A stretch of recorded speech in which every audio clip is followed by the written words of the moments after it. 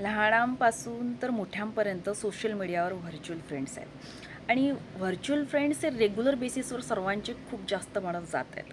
पण त्यातला एक असा व्यक्ती सांगा ज्याच्या खांद्यावर डोकं ठेवून तुम्ही मनातलं सांगू शकता, रडू शकता, मन मोकळं करू शकता आणि तो जेन्युइन आपल्याला हेल्प करायला येतो किंवा समजून घेतो.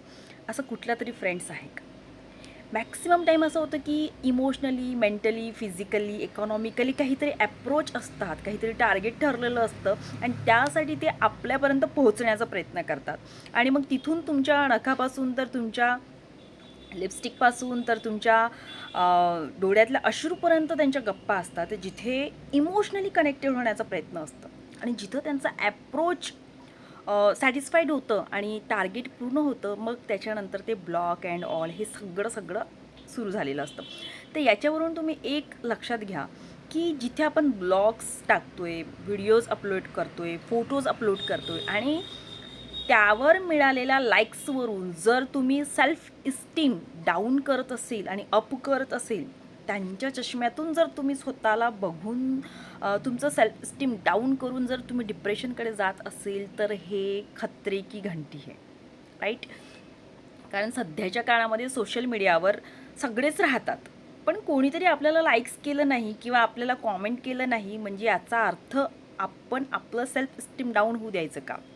तर आपल्याला ती अवेअरनेस ठेवायची आहे की या व्हर्च्युअल फ्रेंड्समध्ये खरोखर एक इनव्हिजिबल कर्टन आहे, त्याच्या पलीकडे तो राहतोय आणि एक शाब्दिक बंबार्डिंग आपल्यासोबत तो खेळ खेळून आपल्यासोबत इमोशनली कनेक्ट होण्याचा प्रयत्न करतो. म्हणजेच तो व्यक्ती जेन्युइन आपल्यावर प्रेम करतोय का, जेन्युइन आपल्याशी फ्रेंडशिप ठेवतोय का आणि खरोखर आपल्याला तो हेल्प करतोय का?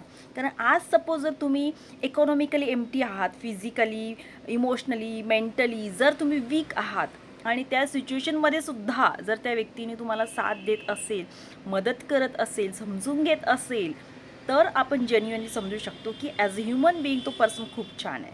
पण ऑलमोस्ट टाईम सोशल मीडियावर फक्त खेळ मांडलेला असतो आणि त्या खेळामध्ये कुठेतरी आपण ट्रॅप होऊन इमोशनली स्टक झालेलो असतो, जिथे आपलं करिअर आणि इमोशनल हेल्थ, मेंटल हेल्थ आपण लॉस करतोय. ती ही अवेअरनेस ठेवून स्वतःचा बचाव करणं आणि लोकांना ओळखणं फार गरजेचं आहे, जिथे तुमची सेल्फ इस्टीम डाऊन होऊ द्यायची नाही आहे, स्वतःला जपायचं आहे. तर प्लीज सांभाळून ह्या सगळ्या गोष्टी हँडल करायचा प्रयत्न करायचा. आणि हे जे जग आहे सोशल मीडियाचं, ते फार फसवं पण आहे आणि चांगलंसुद्धा आहे. तर लोक ओळखायचं आणि जगायचं.